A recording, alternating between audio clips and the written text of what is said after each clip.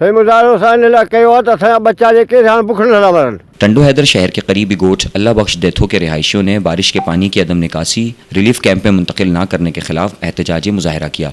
इस मौके पर मुजाहिरीन ने मीडिया को बताया कि हमारे इलाके में एक हफ्ते से होने वाली हालिया बारिश के बाइस पानी भर चुका है, जबकि हमारे कच्चे मकानात पानी के बाइस टूट गए हैं और हमारे आने जाने का रास्ता भी पानी में डूबा हुआ है, जिसके बाइस हम खुले आसमान के नीचे बैठे हैं। हमारे पास खाने पीने की चीज़ें भी ख़त्म हो चुकी। इंतज़ामिया की जानिब से हमारी दाद रसी के लिए कोई नहीं आया। उन्होंने सूबाई वज़ीर शजील इनाम मेमन, MNA सैयद तारिक शाह जामोद से खुद आकर इलाके का दौरा करने और रिलीफ कैंप में मुंतकिल करवाने, राशन देने का मुतालबा किया। सही मुज़ाहिरो असां इन लाइ कयो आहे त असांजा बच्चा जेके हाणे बुख नथा मरनि। पाणी जेको आहे असांखे वकोड़ो वियो आहे ऐं असां कंहिं पासे कोन अथीनि। हिते के बि असां जीअं ॼा आहियूं न पढ़ायूं तीअं वऊं त असां जेको ॾिनो आहे PP खे ॾिनो आहे, पर असां वटि केरु बि कोन आयो आहे हिते। मुतालबो अहिड़ो कयो त असांखे ही पाणी कढायो वञे ऐं असांखे ही जेके जॻहियूं किरियूं आहिनि जो असांखे मुआवज़ो मिले।